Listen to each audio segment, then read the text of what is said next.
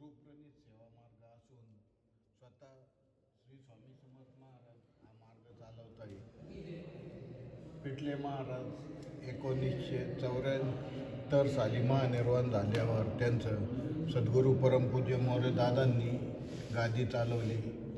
1988ला मोरे दादांचं कार्य चालू होतं. त्यावेळेस मोरे दादांनी 219 केंद्र महाराष्ट्रात निर्माण केले.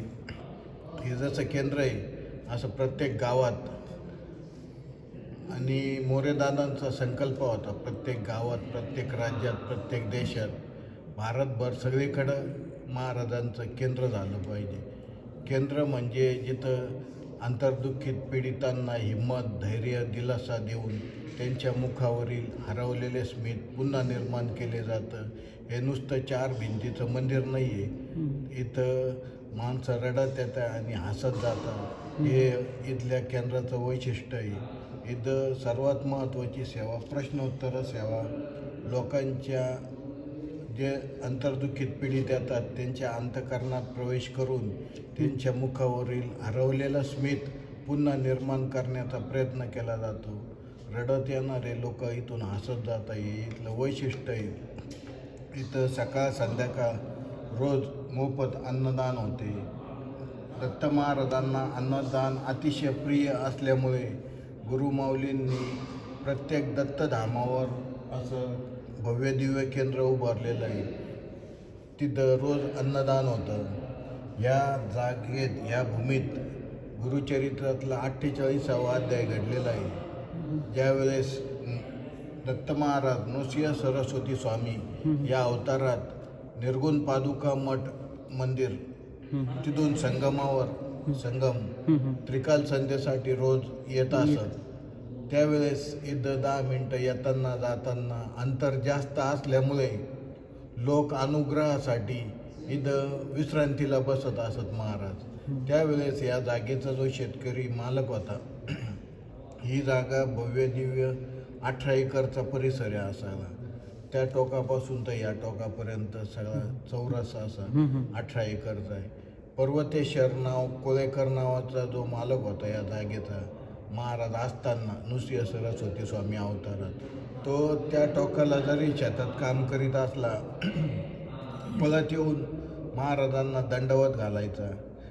त्रिकाल महाराज ज्यावेळेस यायचे जायचे विश्रांतीला बसायचे, त्रिकाल त्याचं दिनचर्या होती अशी.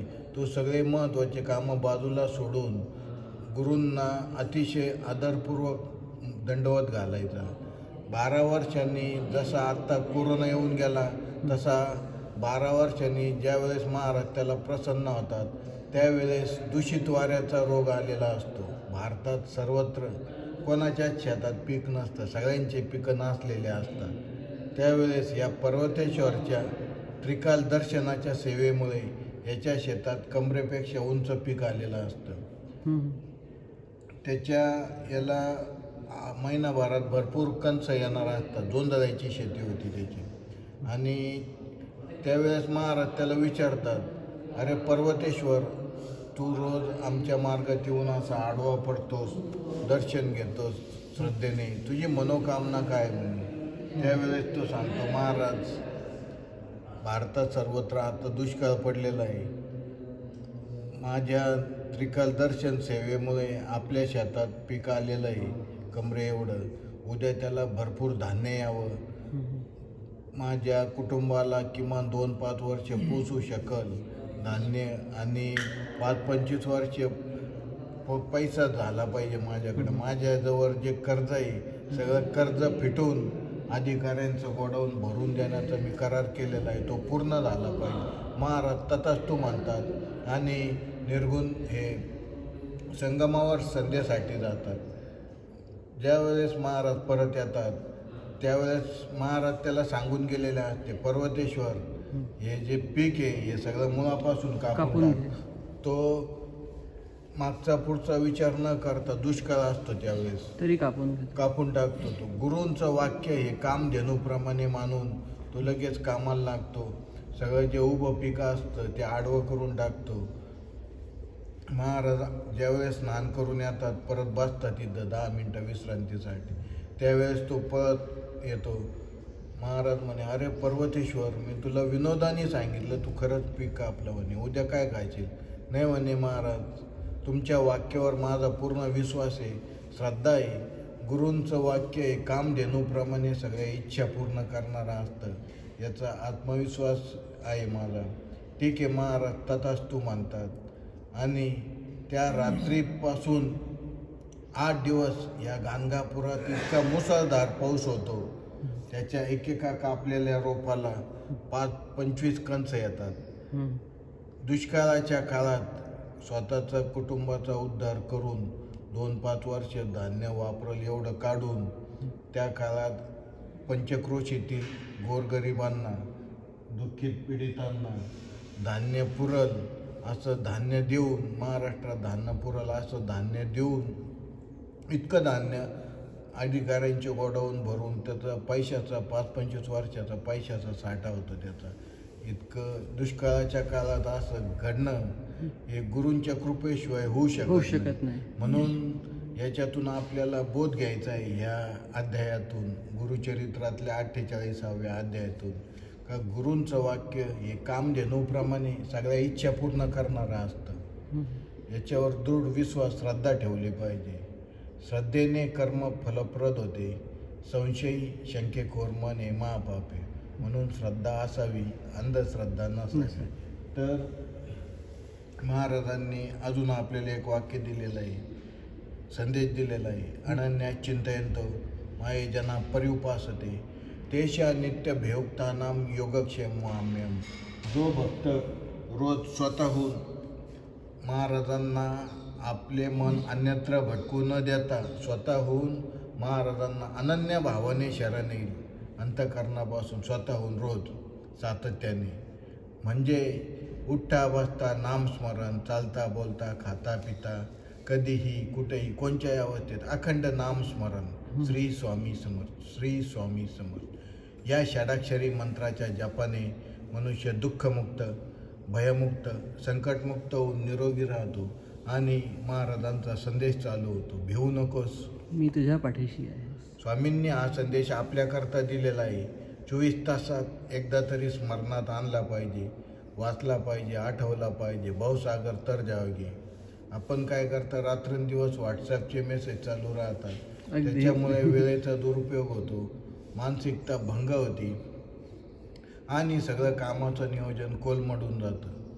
महाराजांनी आपल्याला सर्वात मोठी दिलेली देणगी वेळ आहे. वेळेचा 1-1 मिनिटाचा सदुपयोग केला पाहिजे. जर आपण वेळेला वाया घालवलं तर वेळ आपल्याला वाया घालवते, हे अनुभूत सत्य आहे. म्हणून वेळेचा सदुपयोग केला पाहिजे. गेलेली वेळ परत येत नाही. तसेच महाराजांनी जो संदेश दिलेला आहे आपल्याला, अनन्या चिंतयन्तो माये जना पर्युपासते तेषा नित्य भेयुक्तानाम योगक्षेमाम्यम. जो संदेश गीतेत श्रीकृष्णाने अर्जुनाला दिला, तोच महाराज आज आपल्याला भक्तांना देत आहे. जो भक्त स्वतःहून महाराजांना शरण येईल, म्हणजे किमान दर्शन, उठता बसता नामस्मरण, घरी रोज ज्या वेळेस मानसिकता असेल वेळ काढून 15 ते 20 मिनटं अखंड प्राणायामयुक्त जप, श्री स्वामी समर्थ, श्री स्वामी समर्थ. प्राणायाम या योग क्रियेमुळे शरीराची सर्व्हिसिंग होती, सगळ्या प्रकारचे आजार, भय दूर होतात आणि आपण आपल्या उद्देशापर्यंत पोहोचू शकतो त्वरित. अनेक साधू संतांनी आत्तापर्यंत जेवढा अभ्यास केला, ध्यानयोग केला, त्याच्यातून त्यांनी सांगितलं का क्षणैक आत्मानुसंधानम पापम दहती कोटिशा अन्यथा पाप विध्वंसम न भवेत कोटी पुण्य. एक क्षण जर आत्मानुसंधान साधलं तर आत्म्याचा डायरेक्ट परमात्म्याशी कॉन्टॅक्ट होतो आणि कोटी पाप धुतले जातात. पण या स्थितीला जर मनुष्य गेला नाही, तो भरकटत राहतो नुसता. म्हणून प्राणायाम रोज केला पाहिजे. रामदेव बाबांनी जे आपल्याला शिकवलं, योगा, व्यायामाने शरीर सुदृढ राहतं. शरीर सुदृढ तर मन सुदृढ. म्हणून प्राणायामयुक्त जप करायचा 15 ते 20 मिनटं महाराजांचा, उदबत्ती लावून संपेपर्यंत. निश्चित आपल्याला आरोग्य, मनशांती, सगळ्या गोष्टींची प्राप्ती होती. आणि हा मंत्र जप, श्री स्वामी समर्थ हा मंत्र जपल्यास महाराज आपल्या बाळासारखा आपल्याला जपतात, केसाला धक्का लागू देत नाही. तसं स्वामीचरित्र सारामृत सगळ्या ग्रंथांचा राजा आहे. हा ग्रंथ वाचल्यास महाराज अनेक समस्या संकटापासून आपल्याला वाचवतात. म्हणून स्वामीचरित्र रोज वाचलं पाहिजे. वर्तत असता संसारी स्वामीचरण आठवी अंतरी, तया तया भवसागरी निश्चय तारती समर्थ, सर्व कामना पुरून अंती धावती सुरभून. 24 तासात एकदा तरी गुरूंचे चरण आठवले पाहिजे. गुरुचरण गुरुस्मरण या भवसागर तरुण जायच्या नौका आहे. म्हणून महाराज प्रत्येक दत्तधामावर पादुकांच्या रूपात ऊर्जित अवस्थेत आहे. गाणगापूर इथं निर्गुण पादुका, निर्गुण म्हणजे जिथून सगळे सकारात्मक गुण निर्माण होतात त्याला निर्गुण असं म्हणतात. पादुका, पामराचं दुःख का, मनुष्याला दुःख कशाबद्दल, म्हणून पादुकांवर चित्त लागल्यास मनुष्याच्या पापाचे दहन होऊन मनुष्य संसार भवसागर उद्धरून जातो. चंद्राच्या दर्शनाने डोक्याचे ताप जातात, सूर्याच्या दर्शनाने पापाचं दहन होतं, गंगेत स्नान केलं पुण्य घडतं. औदुंबर अश्वत्थ या कल्पवृक्षाच्या छायेखाली बसून मंत्र म्हटला मनोकामना पूर्ण होतात. कोटी गुण फळे, एक वेळेस मंत्र म्हटला त्यांच्या छायेखाली कोटी वेळेस म्हटल्याचं फळ आहे, असा महाराजांनी आशीर्वाद दिलेला आहे. पण हे पाचही फळ एकट्या गुरुचरणात असल्यामुळे अनादिकालापासून भारतीय संस्कृतीत गुरुचरणांचं महत्त्व सगळ्या साधू संतांनी गुरुमाऊलींनी आपल्याला सांगितलेलं आहे. म्हणून आपण जे रात्रंदिवस कष्ट करतो, सेवा करतो, गुरुचरणांवर लीन होऊन जीवनाचा खरा आनंद घेतला पाहिजे. मनशांती तिथं सगळं भेटतं. म्हणून गुरुचरण हे आपला महत्त्वाचा जो उद्देश आहे तो गुरुचरणांवर लीन होणं आहे. तर महाराजांनी जो आपल्याला संदेश दिलेला आहे नित्यसेवेचा, 15 मिनिटं जप श्री स्वामी समर्थ मंत्र, 3 अध्याय स्वामीचरित्र सारामृत, गायत्री मंत्राची 1 माळ, ओम तत्सवितुर्वरेण्यं भर्गो देवस्य धीमहि धियो यो न प्रचोदयात्. गायत्री मंत्र हा प्रत्यक्ष जी दिसणारी देवता आहे सूर्यनारायण त्यांचा मंत्र आहे. सूर्यप्रकाशाशिवाय विश्वात कोणाला सद्गती नाही. सूर्य उगवतो म्हणून आपण अंधारातून प्रकाशाकडे येतो. आपल्याला धनधान्य सुख समृद्धी ऐश्वर्य मिळून आपले जीवन सुखी व आनंददायी होते, असा गायत्री मंत्राचा अर्थ आहे. ओम तत्सवितुर्वरेण्यं भर्गो देवस्य धीमहि धियो यो न प्रचोदयात्. गायत्री मंत्राच्या प्रत्येक अक्षराचा शरीराच्या प्रत्येक अवयवाशी संबंध आहे. गायत्री मंत्र म्हटल्यावर डोक्याच्या केसापासून पायाच्या नखापर्यंत सगळे अवयव ऊर्जित अवस्थेत येतात. बॅटरी चार्जिंग राहते, गोळ्या औषधं घ्यायची गरज नाही, एवढं सामर्थ्य गायत्री मंत्रात आहे. विज्ञानाने सुद्धा गायत्री मंत्राची महती मान्य केलेली आहे. ज्यावेळेस सर्व धर्माचे मंत्र एकत्र आणले, सगळ्यांची कंपन संख्या पाहिली, त्यावेळेस गायत्री मंत्राची कंपन संख्या सगळ्यात जास्त सापडली. म्हणून विज्ञानाने सुद्धा गायत्री मंत्राचं महत्त्व मान्य केलेलं आहे. गायत्री मंत्राने विज्ञानाला सुद्धा मंत्रमुग्ध केलेलं आहे. म्हणून या कलीच्या तापापासून वाचण्यासाठी आपली मती भ्रमू नये म्हणून 24 तासात एक तरी गायत्री मंत्राची माळ घेतली पाहिजे. कलियुगात या कलीच्या तापाने, पितृदोषाने, वास्तुदोषाने अनेक समस्या संकटांनी मनुष्य पीडित भयभीत आहे. अशा वेळेस त्याची मती भ्रमण्याची शक्यता असते. म्हणून गायत्री मंत्राची 1 माळ घेतल्यास आसनावर बसून डोळे मिटून आपली मती भ्रमत नाही, निर्णय शक्ती राहते. निर्णय शक्ती आपल्याजवळ राहते. जीवनात ज्याला निर्णय घेता येतात तोच माणूस यशस्वी होतो. ज्याला निर्णय घेता येत नाही असा एकही माणूस यशस्वी होत नाही. आजपर्यंत वाचनात सुद्धा नाही किंवा कशातही नोंद नाही. म्हणून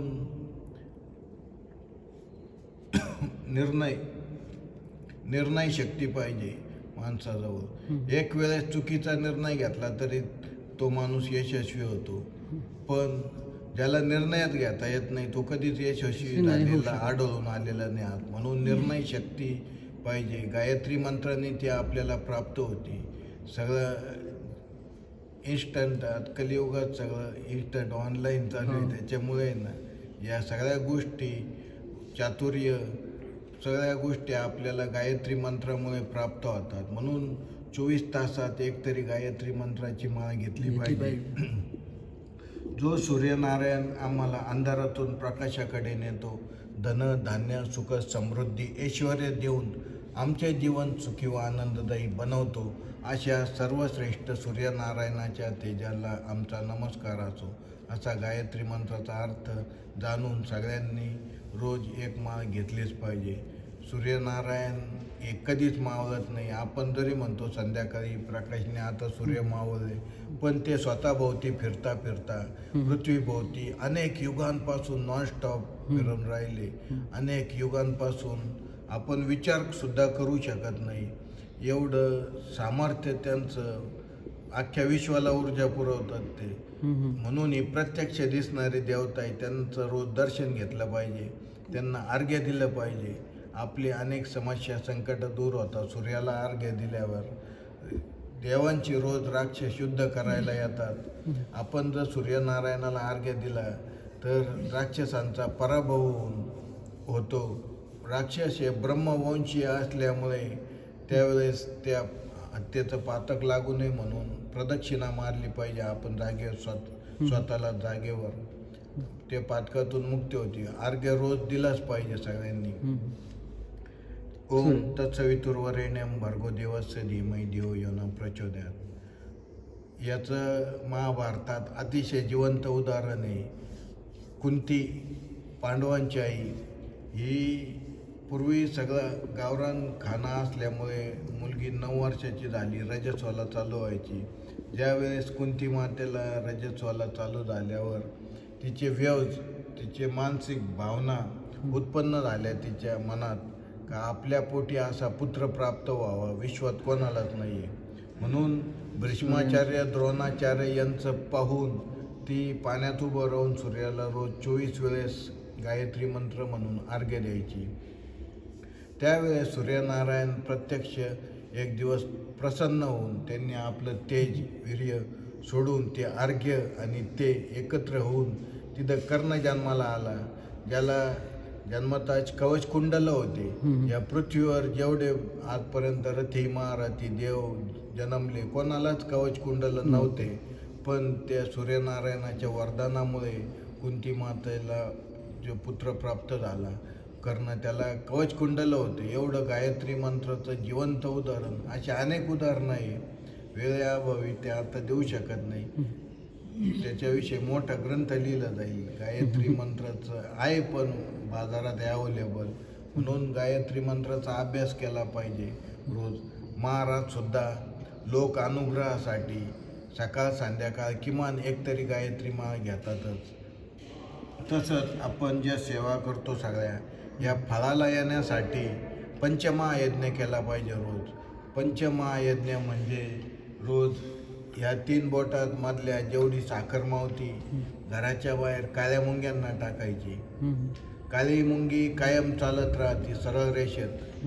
जेवढी भारताची मिलिटरी सरळ रेषेत चालत नाही, तेवढी काळी मुंगी कायम चालत राहते. कंटिन्यू प्रयत्न करत राहते. प्रयत्नांती परमेश्वर, प्रयत्न कार्य होय सत्वर. हा सद्गुण जगाचे गुरु स्वामी महाराज यांनी काळ्या मुंगीकडून घेतला. स्वामींनी मुंगीला गुरु केलेलं आहे. जगाचे गुरु जे आहे त्यांनी काळ्या मुंगीला, तिचं 1 सेंटीमीटर एवढं शरीर असतं, तिला गुरु केलेलं आहे. तिचा मेंदू किती 1.0 असेल त्याच्यापेक्षा, पण तिला महाराजांनी गुरु केलेलं आहे सद्गुणामुळे. तर मुंग्यांना साखर टाकल्यास घराच्या बाहेर ते सद्गुण आपल्यात प्राप्त होतात. म्हणून काळ्या मुंग्यांना रोज साखर टाकायची. रोज स्वयंपाक करताना पहिला पोळी गायची, पिठाचा गोळा, गुळाचा खडा, हा नैवेद्य गावठी गाईला रोज नैवेद्य दिला पाहिजे. गाईच्या पोटात जे 33 कोट 33 प्रकारचे दैवत असतात, ऋषी मुनी संत सज्जन, 5 मिनिटात येतोय. सगळ्यांना तो घास मिळाल्यावर ते आशीर्वाद देतात. जी मनशांती बाजारात लाखो रुपये देऊन मिळत नाही, ती गोसेवेने मिळते. आपल्या पितरांना सद्गती लाभते 21 पिढ्यांना. म्हणून अनादी कालापासून भारतीय संस्कृतीत गोसेवा हीच ईश्वर सेवा मानली गेलेली आहे. रोज सगळ्यांनी स्वयंपाक करताना पहिले गाईचा नैवेद्य काढून गाईला नैवेद्य दिलाच पाहिजे.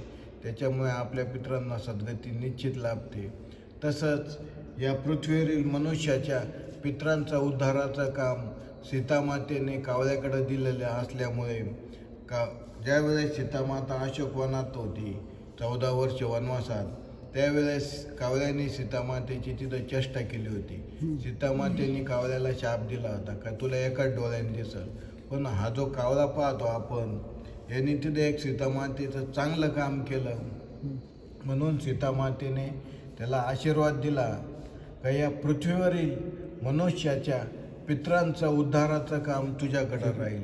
म्हणून आपण वर्षश्राद्ध, दहावा, काही घटना घडल्यावर पितृपक्ष पंधरवाड्यात कावळ्याला नैवेद्य देतो.